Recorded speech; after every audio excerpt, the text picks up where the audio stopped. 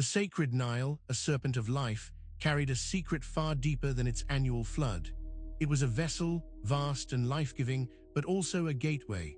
When you felt its currents pull you under, felt the world dissolve into a dark, wet embrace, it was not an ending. You have heard tales of defeat, of loss beneath the waves, but the ancient priests knew a different truth. This descent was a calling, a sacred drowning designed to prepare the soul for a divine contract. The water was not a grave, but a womb wherein the old self surrendered to the ancient law, ready to be reformed. You've heard of Osiris, perhaps as a king betrayed, but his fragmented form, scattered across the earth, was also a blueprint. His burial was not an act of finality, but the first step in a cosmic alchemy. The Nile's embrace was the initiation, the moment the world as you knew it broke apart. This dissolution, this feeling of being lost in the depths, was the necessary prelude to a profound reformation. The river's embrace was a deliberate summoning, a veiled promise whispered in the silt and the current. It pulled you into the heart of the mystery, stripping away the familiar shores of your understanding. The rising of Osiris from these fragments was not a passive resurrection, but a potent act of will, a divine pact renewed. This was the hidden purpose of the flood, to teach you that dissolution is the seed of profound rebirth. The ancient rites understood that life's greatest truths are often veiled in descent. You felt the pull, the surrender to the flowing darkness. Perhaps you mistook this immersion for defeat, a drowning in the currents of the world's chaos. But the sacred scrolls speak of a different purpose, a chosen plunge, a ritualistic disintegration. It was the very act of losing yourself in the water that began the ceremony. The silt of the riverbed was not just mud, but the elemental forces that would remold your essence. The crushing pressure was the crucible, softening the hardened edges of your ego. Beneath the surface, a transformation was already at work, silent and inevitable. This journey into the submerged world was not accidental. It was a deliberate act, a calling from the depths. The Osiris myth, at its heart, is about this descent and the knowledge that follows. You experienced a miniature version of this drowning, and in that moment you were called. The waters of the Nile are a potent symbol, a sacred artery that pulsed with the lifeblood of the divine. When you felt its embrace, when the world above faded into the murk, something profound was occurring. You were immersed not in mere water, but in the primordial essence that preceded creation itself. This submersion was the first act of a sacred drama. It was the undoing of the self, a necessary disintegration that mirrored the great Osirian myth. It was the moment when the solidity of your earthly existence dissolved, preparing you for a reassembly governed by cosmic law. This was the beginning of your alchemical journey. And real quick, make sure to subscribe and hit the notification bell for more videos. Now let's keep going. The floodwaters were a veil concealing truths that the surface world could not perceive. Behind this watery curtain, a different order prevailed. You felt its subtler currents, the unseen forces that guided your submersion. This was the whisper of the divine, a silent invitation to step beyond the ordinary. The ancient temples understood this. They saw the Nile not just as a river, but as a conduit. Its flood was a sacred event, mirroring the cycles of death and rebirth that govern all existence. Your experience of its depths was a personal echo of this universal law. What was hidden beneath the mud and silt? Not decay, but the sacred Codex. This was where the ancient secrets were preserved, layers of knowledge buried by time and indifference. Each grain of sand held a fragment of forgotten wisdom, waiting to be uncovered by those who surrendered to the descent. You were being initiated into a forgotten language, one spoken not in words, but in the very fabric of being. The Codex beneath the mud contained the grammar of transformation, the fundamental principles that govern the universe. It was a testament to the idea that even in what seems like oblivion, profound truths are preserved, awaiting those ready to listen. Osiris, broken and scattered, became the very text of this hidden codex. His story, etched in the patterns of the riverbed, spoke of fragmentation not as an end, but as a prelude to a holier unity. His dispersed essence was the scattered letters of a divine alphabet, waiting for the right hands to reassemble them. His waiting in the flood was not passive helplessness, but a profound act of divine patience. He was the blueprint for what was to come, the seed of resurrection embedded within the very act of dissolution. His stillness beneath the waters echoed the silent power that underlies all change. His presence was felt, a deep resonant hum beneath the surface. He was the stillness around which chaos swirled, the unmanifest potential that awaited its divine spark. His silent vigil was a testament to the enduring power of life, even when seemingly extinguished. But why did Osiris wait in such a state of fragmentation? The myth speaks not of his suffering, but of his necessary dispersal. His pieces were scattered by an envious shadow, yes, but this act was also a cosmic necessity, an alchemical breakdown.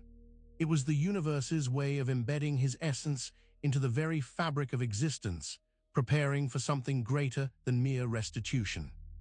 His story wasn't just about being put back together, but about the inherent wisdom in being broken. Each fragment held a distinct lesson, a unique facet of divine law. This was the secret. That true wholeness arises not from avoiding breakage, but from understanding its purpose. The myth of Osiris teaches us that disintegration is not a curse, but a fundamental law of the cosmos. The very foundation of existence is built upon cycles of breaking down and building up. What appears as loss is often the necessary prelude to a more potent form of being. Consider the scattered pieces of Osiris. They were not merely lost objects, but the fundamental elements of a larger cosmic truth.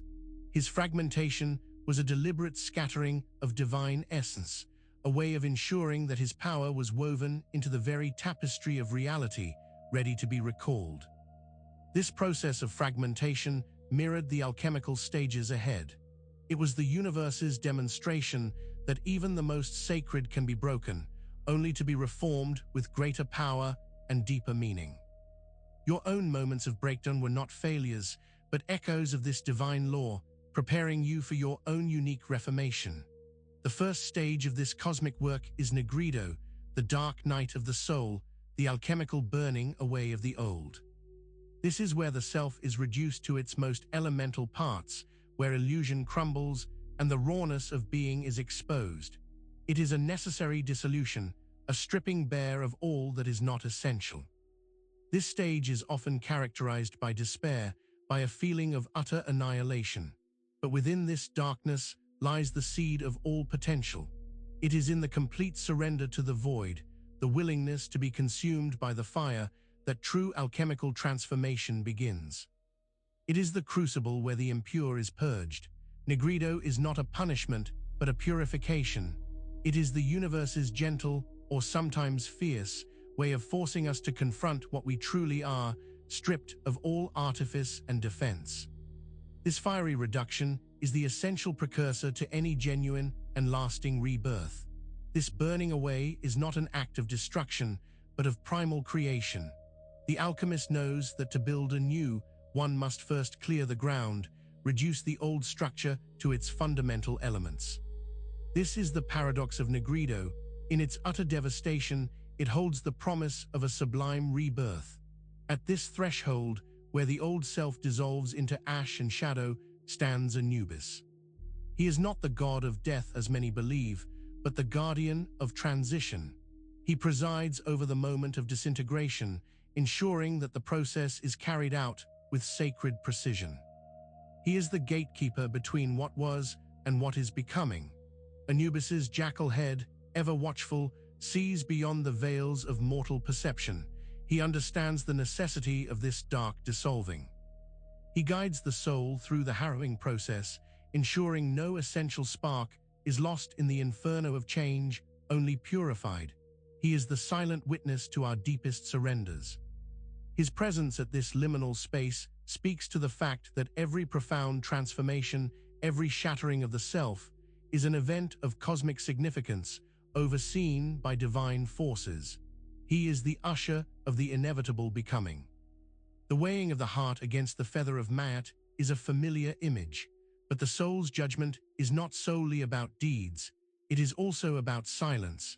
There is a weighing of what remains unspoken, of the truths held deep within the unmanifested self that also dictates the path forward. This silent scale is not about confessing sins, but about acknowledging the unexpressed potential. It is the measure of the soul's capacity to integrate its shadow, to find harmony not just in action, but in inner stillness. What you choose not to speak can hold as much weight as what you proclaim. The silence represents the unmanifested, the realm where cosmic laws are born before they take form. To ascend, one must prove capable of navigating this deep quiet, of understanding the truths that resonate beyond the spoken word. The true judgment lies in the soul's capacity to carry its own sacred silence. Then comes Isis, the sorceress of reclamation, the weaver of wholeness. She gathers the scattered fragments, the broken pieces of the divine, and with her magic, she reassembles them. Her tears are not of sorrow, but of potent elixir, her chants the sacred vibrations that call disparate elements into unity. Isis's power is in her vision. She sees the completed form even in the scattered dust.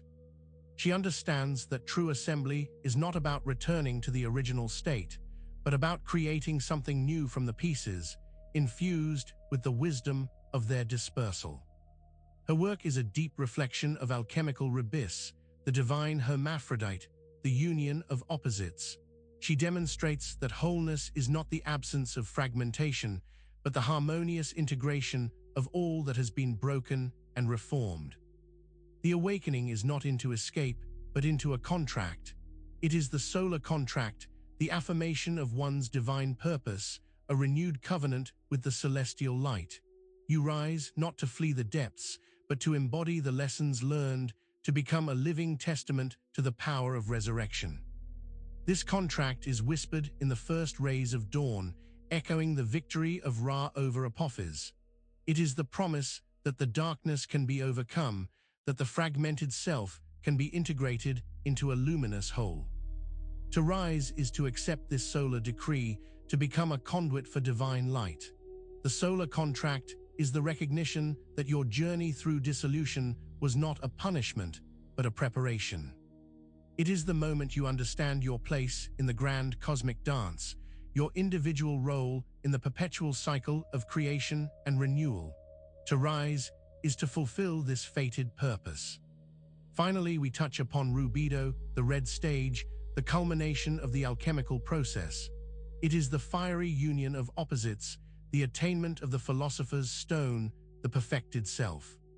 Color of blood and of dawn, it signifies wholeness, passion, and the realization of divine potential.